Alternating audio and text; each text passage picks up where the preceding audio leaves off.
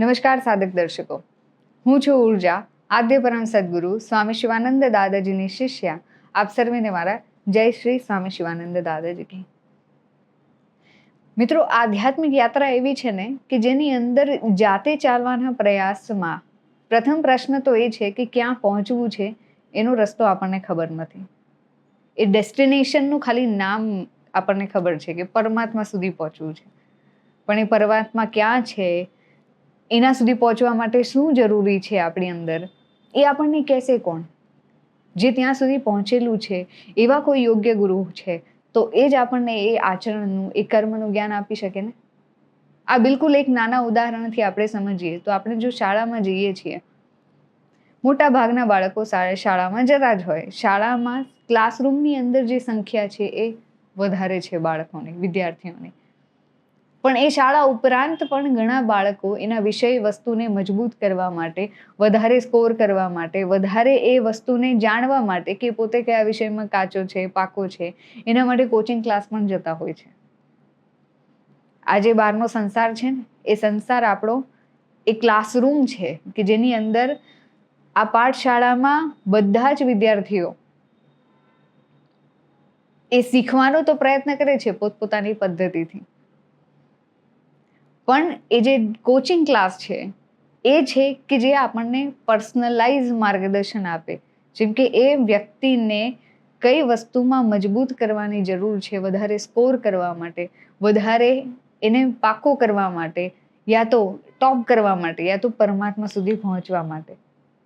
આ એના જેવું છે, કારણ કે આપણે નજરમાં માત્ર ને માત્ર સૌથી વધારે જે ઘૂમતું હોય ને એ છે સંસાર, સંસાર, સંસાર અને માત્ર સંસાર. તો સંસારમાં રહીને પણ આ કર્મનું જ્ઞાન, આચરણનું જ્ઞાન, આ બધું આપણને કેવી રીતના પ્રાપ્ત થશે, એના માટેનું યોગ્ય માર્ગદર્શન. હવે ઋષિ મુનિઓના સમયમાં તો એવું એમની પાસે કોઈ ટીવી, ગાડી એવી વસ્તુ તો હતી નહીં. માત્ર ને માત્ર સાધના કરવી, હવન કરવો, જેટલું જરૂર પૂરતું જોઈતું હતું એટલું એ ખેતી કરીને ઉપજાવી લેતા હતા એની અંદર. બાકી કોઈ વસ્તુની ખપત એમને હતી નહીં.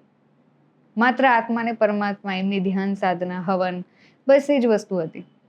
પણ આજના યુગમાં ટીવી, ગાડી, ફેસિલિટીઝ, પિક્ચર, આ બધી જ વસ્તુઓ મોજૂદ છે. અને આ વસ્તુઓ સૌથી વધારે આપણું ધ્યાન એની તરફ આકર્ષિત કરતી હોય.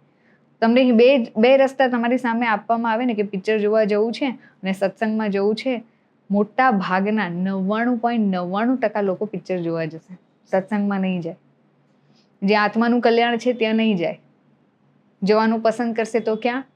જ્યાં એની આ દ્રષ્ટિએ આકર્ષણ આપ્યું, જ્યાં એનું મનોરંજન છે ત્યાં જશે.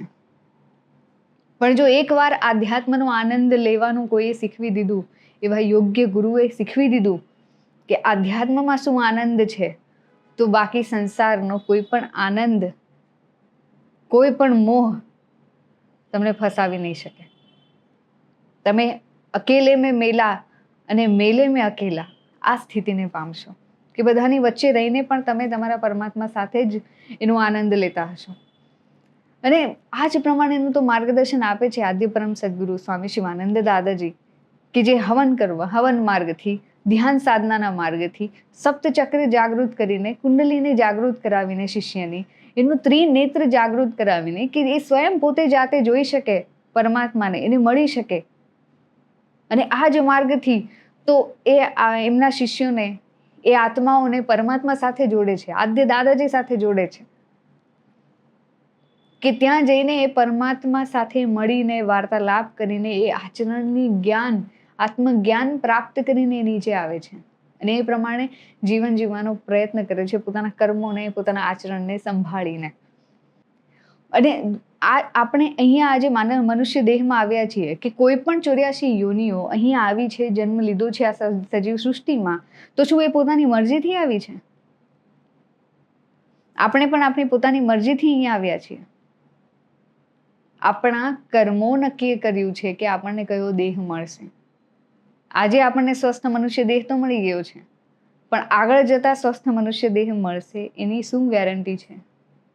તો જે આજે મળ્યું છે આજે જ પ્રાપ્ત કરી લેવામાં સમજદારી છે કે પછી ફરી કાગડા, કૂતરા, બિલાડા આવું બધી યોનિઓમાં જન્મ લેવો, ફરી જન્મ મૃત્યુના ચક્રમાં ફસાઈ જવામાં, એમાં સમજદારી છે. એ નક્કી કરવાનું આપણે જ છે. કારણ કે આજે આપણા જે સંતો મહંતો આજે પણ પૂજાય છે, એ આપણી નજર સમક્ષ છે કે એ સંતો પૂજાય છે, એમના મંદિરો બંધાયેલા છે.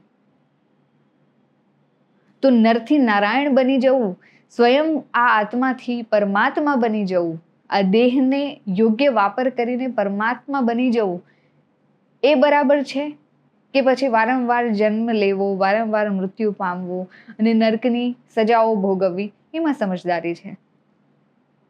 નક્કી આપણે કરવાનું છે મિત્રો.